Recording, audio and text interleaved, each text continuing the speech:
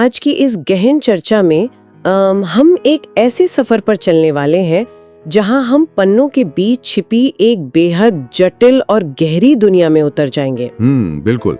और आज के जो स्रोत सामग्री हमारे सामने है ना, वो कोई आम दस्तावेज नहीं है। सही कहा।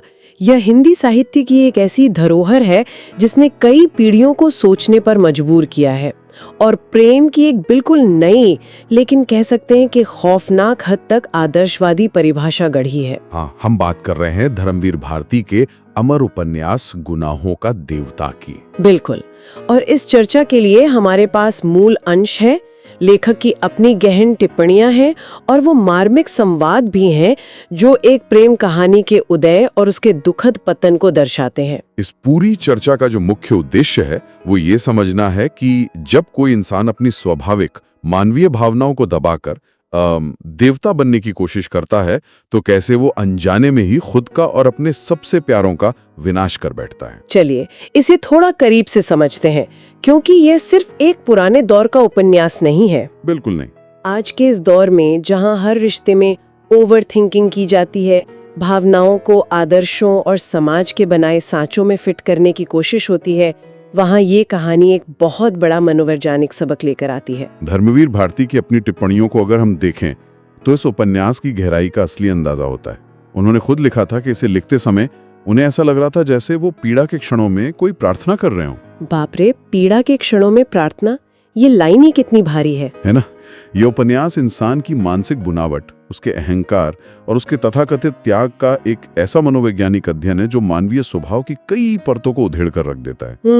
समाज में अक्सर महानता और देवतापन को बहुत महिमा मंडित किया जाता है।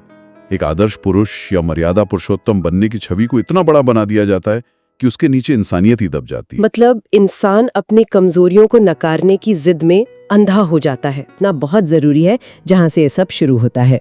सही कहा, शुरुआत बहुत ही जादुई है। हाँ, कहानी की शुरुआत में इलाहाबाद, जिसे अब प्रयागराज कहते हैं, उसका जो परिवेश रचा गया है वो अद्भुत है। बेली, बिनसर और वहाँ के पेड़ पौधों का सजीव वर्णन स्रोत सामग्री में इतने विस्तार से है कि जैसे कोई चित्रकारी हो। लेखक एक जगह कहते हैं कि अगर पुरानी कहानियों के नगर देवता और ग्राम देवता आज भी होते तो इलाहाबाद का नगर देवता जरूर कोई रोमानी और मनमौजी कलाकार होता। क्या बात है। वहाँ की चौड़ी सड़कें, फूलों से लदे पेड़, गुलाबी सर्दियाँ और हवाओं में एक अजीब सी मादकता। और इसी खूबसूरत कैनवस पर उभरते हैं हमारे दो मुख्य किरदार, चंदर और सुधा। चंदर, जो कि एक होनहार मेधावी यूनिवर्सिटी रिसर्चर है, अपने भविष्य को लेकर बहुत गंभीर। और सुधा उसके प्रोफेसर डॉक्टर शुक्ला की बेटी है, चुलबुली है, जिद्दी है, बेहद मासूम और जीवन से भरी हुई। इन दोनों का रिश्ता शुरुआत में किसी टिपिकल रोमांस जैसा बिल्कुल नहीं लगता। बिल्कुल नहीं। इसमें एक अजीब सी आत्मीयता है जो बहुत ही अनौपचारिक है। यहाँ सबसे दिलचस्प बात यह है कि चंदर और सुधा का रिश्ता किसी भी तयशुदा सामाजिक ढांचे या नाम में नहीं बंधा है। हाँ, वो उसे कोई नाम नहीं देते। ये इतना स्वाभाविक, इतना गहरा और इतना तरल है कि उन दोनों को खुद इसके प्रेम होने का एहसास नहीं है। समाज ने रिश्तों के जो नाम तय किए हैं, दोस्त, भाई बहन, प्रेमी, ये दोनों उन सभी परिभाषाओं से बाहर हैं। सुधा के लिए चंदर उसका सब कुछ है, उसका दोस्त, उसका अभिभावक, उसका अभिमान। सुधा की दुनिया बस चंदर के इर्द गिर्द ही घूमती है। और चंदर के लिए भी सुधा उसकी जिंदगी का केंद्र है, उसकी प्रेरणा है। उनके बीच जो अधिकार का भाव है वो बहुत ही अकृत्रिम है। अकृत्रिम मतलब बिल्कुल अनफिल्टर्ड, है ना? बिल्कुल, कोई दिखावा नहीं। एग्जैक्टली। वो एक दूसरे पर जिस तरह से हक जताते हैं वो सिर्फ उसी रिश्ते में संभव है जहां कोई सामाजिक मुखौटा ना पहना गया हो। स्रोत सामग्री का वो प्रसंग मुझे बहुत ही ध्यान खींचने वाला लगा जहां सुधा और चंदर के बीच चाय बनाने को लेकर एक नोक-झोंक होती है। हाँ, वो चाय वाला किस्सा बहुत ही प्यारा प्रसंग है। हाँ, ये प्रसंग उनके रिश्ते की असल मिठास को दिखाता है। चंदर दिन भर शोध और पढ़ाई में लगा रहता है तो उसे अच्छी कड़क चाय चाहिए होती है। पर सुधा क्या करती है? सुधा उसे जो प्याला देती है उसमें सिर्फ दूध भरा होता है और चाय पत्ती की बस 2-4 बूंदें होती हैं। और जब चंदर इस पर चढ़ता है तो सुधा पूरे अधिकार से कहती है कि दिमागी काम करने वालों को ऐसी ही चाय पीनी चाहिए। मतलब सोचिए, वो चंदर की सेहत को लेकर इतनी पजेसिव है कि वो उसकी चाय का स्वाद तक बिगाड़ देती है। चंदर झल्लाता है, बहस करता है, लेकिन अंत में क्या होता है? वो वही दूध वाली चाय पी लेता है। यही तो बात है। बाहर की दुनिया में जो चंदर एक बेहद गंभीर और होनहार रिसर्चर है, सुधा के सामने वो अपने सारे बचाव छोड़ देता है। वो सुधा को अपनी दिनचर्या, यहाँ तक कि अपनी आदतों पर पूरा नियंत्रण दे देता है।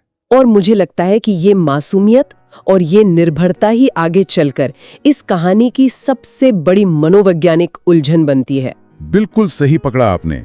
सुधा चंदर के जीवन का हर व्यवहारिक हिस्सा संभालती है और चंदर सुधा के बौद्धिक विकास को संवारता है। ये एक ऐसा प्रेम है जो शरीर और वासना की किसी भी सोच से पूरी तरह अछूता है। और चंदर इसी बात पर अड़ जाता है।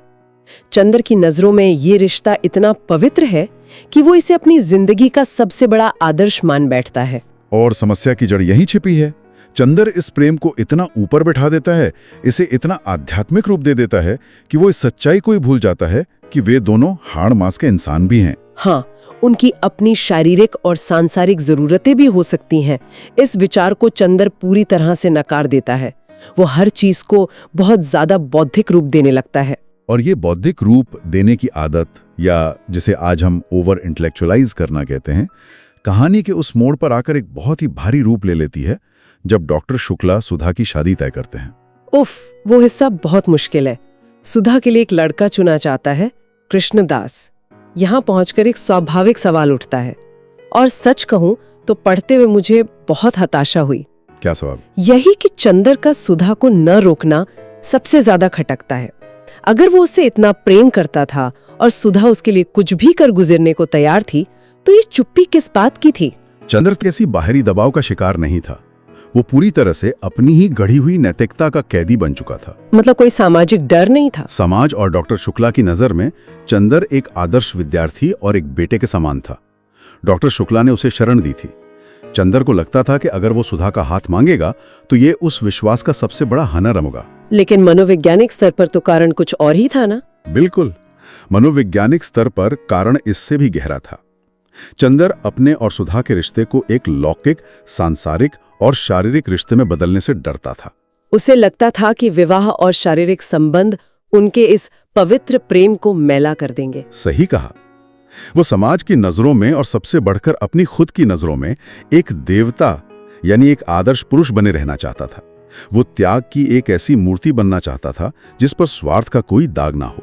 लेकिन इस तथाकथित आदर्श के कारण जो दृश्य उभर कर आता है वो बहुत ही विचलित करने वाला है। जब सुधा को पता चलता है कि चंदर जिद पर अड़ा है कि उसे कृष्णदास से शादी करनी ही होगी, तो उसका विरोध बहुत ही मार्मिक है। वो अपनी चूड़ियां उतारकर छत पर फेंक देती है। हाँ, वो चंदर से चीख कर कहती है कि वो वही करेगी जो चंदर कहेगा, क्योंकि वो चंदर की ही बनाई हुई सुधा है। वो किसी भी तरह चंदर के साथ रहना चाहती है, लेकिन चंदर अपनी जगह से 1 इंच नहीं हिलता। वो सुधा को एक ऐसे रिश्ते में जाने के लिए मजबूर करता है जहां वो जानती है कि वो कभी खुश नहीं रह सकती। यहाँ चंदर का ये त्याग किसी भी दृष्टिकोण से महानता नहीं लगता मुझे। ये एक बहुत ही ठंडी क्रूरता का रूप ले लेता है। बिल्कुल, वो एक जीवित इंसान की भावनाओं और उसके भविष्य के बलि चढ़ा रहा है, और वो भी सिर्फ अपने आदर्शों की वेदी पर। जब इंसान अपनी भावनाओं को आदर्शवाद के किसी बहुत ऊंचे चबूतरे पे खड़ा कर देता है तो वो जमीनी मानवीय संवेदनाओं से कट जाता है। चंदर उस वक्त एक देवता की भूमिका निभा रहा था, लेकिन वो ये भूल गया कि देवता बनने की इस होड़ में उसने सुधा को इंसान से घटाकर एक कठपुतली बना दिया है। सुधा का वो समर्पण असल में चंदर के प्रति उसका पूर्ण आत्मसमर्पण है। सुधा के लिए चंदर ही उसका ईश्वर है। पर चंदर उस ईश्वरत्व का भार संभालने के काबिल नहीं है। वो अपनी मानवीय कमजोरियों और अपने डर को एक झूठे त्याग के आवरण में छिपा लेता है। और यहीं से सुधा की विदाई के बाद चंदर के अंदर जो टूट-फूट होती है वो इस पूरी कहानी का रुख बदल देती है। सुधा के जाने के बाद चंदर का जो जीवन बचता है वो एक भयानक शून्यता का उदाहरण है। जो चंदर सुधा के सामने एक देवता बना हुआ था, वो अंदर से पूरी तरह खोखला हो जाता है। और जब इंसान अंदर से इतना खाली हो जाता है तो वो कुछ भी ऐसा ढूंढता है जो उस खालीपन को भर सके। यहीं से कहानी में पम्मी और बिंती का प्रवेश होता है। पम्मी का आना चंदर के उस खोखले आदर्शवाद पर सबसे बड़ा तमाचा है। चंदर जो अब तक बहुत ही संयमित और उच्च विचारों वाला व्यक्ति था, वो अचानक से एक अलग ही दिशा में बहने लगता है। मनोविज्ञान का एक बहुत ही स्पष्ट नियम है कि जब इंसान अपनी बुनियादी मानवीय भावनाओं जैसे प्राकृतिक शारीरिक आकर्षण और प्रेम का कठोरता से दमन करता है, तो वो भावनाएं नष्ट नहीं होती, वो अवचेतन में गहरे बैठ जाती हैं। बिल्कुल, और फिर एक बहुत ही विकृत रूप में बाहर आती हैं। चंदर ने सुधा के साथ अपने प्रेम को पूरी तरह से बौद्धिक रूप दे दिया था। उसने शरीर को एक प्रकार का पाप मान लिया था, और जब सुधा चली गई तो उसका सारा संतुलन बिगड़ गया। वह दमित वासना पम्मी के रूप में उसके सामने आती है। पम्मी इस कहानी में एक आजाद शारीरिक आकर्षण और वासना का प्रतीक है। जो चंदर सुधा के सामने इतना पवित्र था, वो पम्मी के आते ही वासना के उसी भटकाओं में डूब जाता है जिसे वो कल तक अपने सिद्धांतों के खिलाफ मानता था। ये चंदर के चरित्र का सबसे बड़ा विरोधाभास है। ये एक बहुत गहरी बात है कि जो इंसान अपनी असली भावनाओं को नकार कर भगवान बनने का ढोंग करता है, वो अंततः अपनी ही नजरों में गिरता है। पम्मी के साथ चंदर का जो रिश्ता बनता है वो विशुद्ध रूप से शारीरिक है। और इसके बाद बिनती का प्रसंग तो स्थिति को और भी जटिल बना देता है। बिनती, जो सुधा की मौसेरी बहन है, स्वभाव से एकदम शांत है। वो चंदर से मन ही मन एक खामोश प्रेम करती है, और चंदर अपनी उस मानसिक अस्थिरता में बिनती के उस पवित्र समर्पण का भी फायदा उठाता है। स्रोत सामग्री में बिनती का एक संवाद है जो बहुत गहरा वार करता है। हाँ, जब चंदर अपनी वासना और अपने पाप बोध से घबराया हुआ होता है तो बिनती उससे कहती है, मेरा पाप भी आपको छूकर पवित्र हो जाएगा। ये पंक्ति एक अंधी भक्ति की चरम सीमा है। सुनकर रोंगटे खड़े हो जाते हैं। चंदर अपनी कुंठा में इस भक्ति का शोषण कर बैठता है। चंदर का ये भटकाव उसके उसी देवता बनने के अहंकार का दूसरा और ज्यादा खतरनाक पहलू है। जब उसका अवास्तविक आदर्शवाद टूटता है तो वो सीधे गर्त में गिरता है। वो खुद से नफरत करने लगता है। पम्मी के साथ उसके संबंध उसे अपराध बोध से भर देते हैं, और बिनती के साथ वो जो करता है वो उसे खुद की नजरों में पूरी तरह गिरा देता है। चंदर इस तथ्य को स्वीकार ही नहीं कर पाता कि वो एक साधारण इंसान है जिससे गलतियां हो सकती हैं। वो हमेशा चरम सीमा पर जीता है। या तो वो पूरी तरह से एक निष्कलंक देवता है या फिर पूरी तरह से एक पापी। बीच का जो मानवीय रास्ता है, वो रास्ता चंदर को कभी दिखाई ही नहीं देता, और अपनी इस लड़ाई में वो सिर्फ अपना ही नहीं बल्कि बिनती जैसी एक मासूम लड़की का जीवन भी उलझा देता है। और उधर सुधा की जिंदगी में जो चल रहा होता है वो और भी दर्दनाक है। शादीशुदा जिंदगी का जो खोखलापन सुधा झेल रही है, वो किसी भी इंसान को भीतर से खत्म कर देने के लिए काफी है। कृष्णदास के साथ उसका विवाह सिर्फ एक सामाजिक समझौता है, जहां प्रेम या आत्मीयता का कोई नामो निशान नहीं है। वो धीरे धीरे शारीरिक और मानसिक दोनों रूपों में भयानक रूप से बीमार पड़ जाती है। उसे टीबी हो जाता है। यहाँ स्रोत सामग्री से एक बहुत ही तीखा और कड़वा सच देखने को मिलता है। उपन्यास में समाज के दोहरे मापदंडों पर एक बहुत ही करारा प्रहार किया गया है। वो संवाद याद है आपको? हाँ, सुधा का वो संवाद, जहाँ ये बात उभर कर आती है कि इस समाज के लिए एक कुंवारी लड़की का प्रेमी होना तो बहुत बड़ा पाप है, लेकिन एक शादीशुदा औरत का प्रेमी होना सिर्फ एक नया स्वाद है। यह संवाद पितृसत्ता और समाज की तथाकथित नैतिकता की पोल खोलकर रख देता है। साहित्य के इतिहास में यह समाज की खोखली नैतिकता पर किए गए सबसे शक्तिशाली प्रहारों में से एक है। यहाँ लेखक किसी विचारधारा का पक्ष नहीं ले रहे हैं, बल्कि वे उस समाज की नसों को चीर कर दिखा रहे हैं जो नैतिकता का मुखौटा पहने रहता है। ये उस व्यवस्था का पर्दाफाश है जो विवाह नाम की संस्था को पवित्रता का अंतिम पैमाना मानती है, भले ही उस विवाह के भीतर एक इंसान की आत्मा रोज घुट-घुट कर मर रही हो। सुधा उस खोखलेपन का शिकार हो जाती है। उसने चंदर के उच्च आदर्शों के लिए अपने शरीर और अपनी आत्मा की बलि चढ़ा दी थी, लेकिन समाज और विवाह ने उसे सिर्फ एक वस्तु बनाकर छोड़ दिया। सुधा की बीमारी सिर्फ एक शारीरिक बीमारी नहीं है, वो असल में उस प्रेम की मृत्यु है जिसे चंदर ने अपने अहम और आदर्शों के चलते जबरन मार दिया था। सुधा का शरीर अब उस आत्मा का बोझ नहीं सह पा रहा है जिसे हर दिन मारा गया है। यह त्रासदी अपने अंतिम चरण में तब पहुंचती है जब सुधा खाना पीना पूरी तरह छोड़ देती है। वो मृत्यु की ओर बढ़ने लगती है। जब वो अपनी मृत्यु शैया पर होती है तब चंदर उससे मिलने आता है। वो दृश्य बहुत ही भारी है, बहुत भारी है। चंदर को उस अंतिम क्षण में एक भयानक आत्मबोध होता है, सच्चाई का वह एहसास कि उसके महान आदर्शों ने, उसके देवता बनने के जुनून ने ही उसकी सुधा की जान ले ली है। जिस सुधा को वो दुनिया की हर खुशी देना चाहता था, उसे उसी ने मौत के मुंह में धकेल दिया। चंदर के पास अब पछतावे के अलावा कुछ नहीं बचता, लेकिन वो पछतावा भी अब किसी काम का नहीं है। ये आत्मबोध कहानी का सबसे बड़ा दंश। जब चंदर सुधा को उस बिस्तर पर देखता है, पस्त और मृतप्राय, तो उसके सारे सैद्धांतिक ढांचे, उसका सारा आदर्शवाद, सब कुछ चकनाचूर हो जाता है। उसे समझ आता है कि उसने एक जीवित इंसान की जगह एक अमूर्त विचार को चुना था। जीवन और प्रेम को किताबों और सिद्धांतों के चश्मे से नहीं जिया जा सकता। सुधा की मृत्यु सिर्फ एक शरीर की मृत्यु नहीं है, वह चंदर के उस झूठे देवतापन की भी अंतिम मृत्यु है।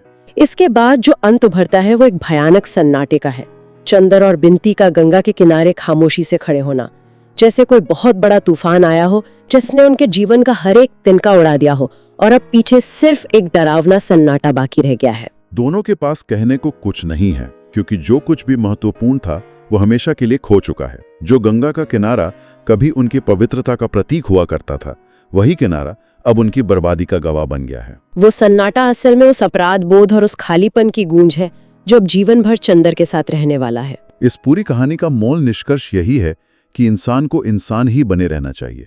प्रेम को बहुत ज्यादा बौद्धिक रूप देना और अपनी सच्ची भावनाओं को किसी तथाकथित महानता के लिए नकारना बहुत विनाशकारी हो सकता है। जब कोई अपनी इंसानियत से भागकर देवता बनने की कोशिश करता है तो वो अक्सर अपने आसपास के लोगों के लिए क्रूर ही साबित होता है। बिल्कुल।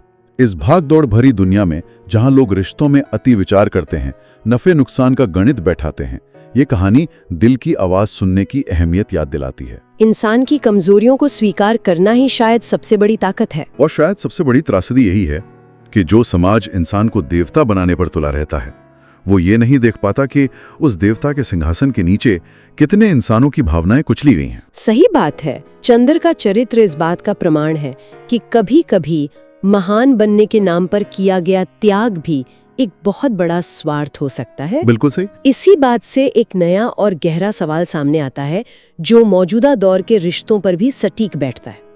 आज के समय में जिसे इमोशनल अनअवेलेबिलिटी कहा जाता है, जहां लोग रिश्ते से यह कहकर पीछे हट जाते हैं कि मैं तुम्हारे लिए सही नहीं हूं या मैं तुम्हें वो खुशी नहीं दे सकता, क्या ये भी चंदर के उस देवता बनने वाले अहंकार का ही एक आधुनिक रूप है? ये एक बहुत ही विचारणीय प्रश्न है। क्या महानता का मुखौटा पहनकर किसी को बीच मझधार में छोड़ देना असल में खुद की जिम्मेदारियों और अपने डर से भागने का एक तरीका है? क्या खुद को अच्छा इंसान साबित करने की ये होड़ सामने वाले के लिए सबसे बड़ी क्रूरता नहीं बन जाती? इस सवाल पर जरूर विचार किया जा सकता है। आज के इस गहरे विश्लेषण में बस इतना ही।